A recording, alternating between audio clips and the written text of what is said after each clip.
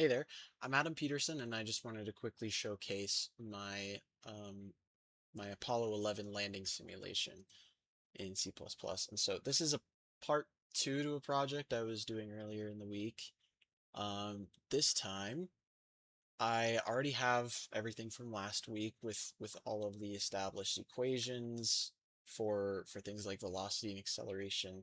And this time I added speed as well, and I had to add a few extra things for user input and such, and I had to change some of the conditions it operated in, and I had to change how it returned the information and what information was returned. So this time I took out the user input prompt for the position, like the the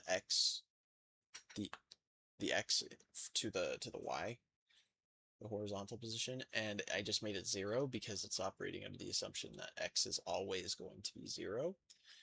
And I also removed the time interval input option because this time it's going to be 1 second each time, and it's going to run for 5 seconds. So it'll display for every 1 second in 5 seconds when we get all this information. So we'll get vertical velocity, horizontal velocity, the altitude, like the vertical from the user, and then also the angle of the landing module in degrees from the user. And so, um, but this time, I when I run it, I've made the display and some of the calculations run within this function. So I declared it up here, the display, and I passed in all these variables so it could use them, and then I actually wrote the function down here.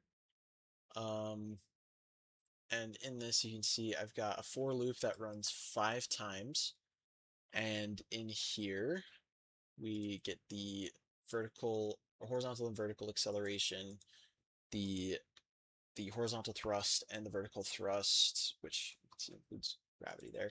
And then I update the positions to get the x and y coordinates, and then I get the velocity for the x and y, the horizontal and vertical velocity.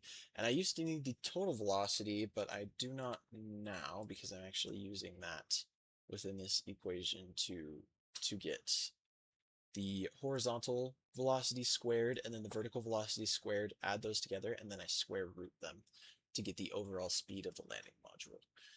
And so with all those equations done and dusted, and figured out, now I just have to give the user what we want them to see. And so first of all, I just um, have show point here to make sure that like the approximation of the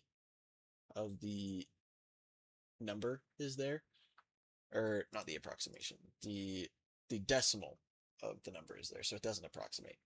So I'm say, and then it's to precision 2, so it only shows to 2 after the decimal, so it's not going to show like 5 or 10 decimal places after the fact. And so then I also display which second we're looking at for each line. So like the first second will probably say 1s and then have a dash after it and show all this information, which shows the new position in like the XY coordinate format, the velocity in the XY coordinates format, but it's also got the meters per second afterwards for accurate measurement, and then speed in meters per second, and then the angle in degrees. And so we will give the user all that information once we run it, and I'll go ahead and do so now. So I actually have some uh, some some test cases here, and so we'll use those. So first we'll test out what a hard landing might look like.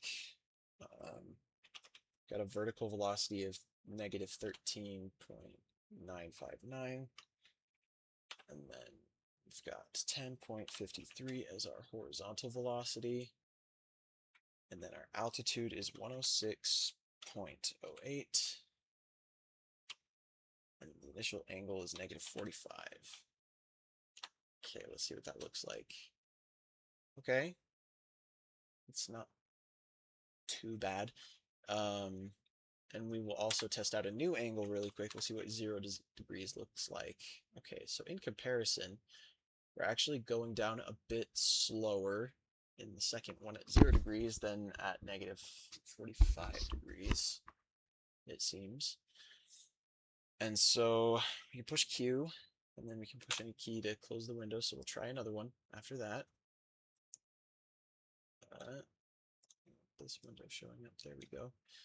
We'll try another one. We'll see what a crash landing might look like on speed. So do negative 15, negative 35.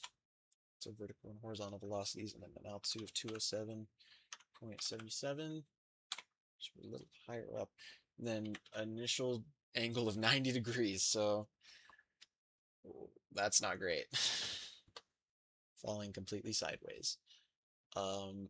Okay, so it looks like this one's a lot faster. Before we were looking at numbers in the tens, and now we're looking in the 30s. So that's a little scary. Let's try a new angle of 45. Oh, right. Okay, sorry. I have to push a new key to enter a new angle. So do 45 degrees. That's better. A little slower.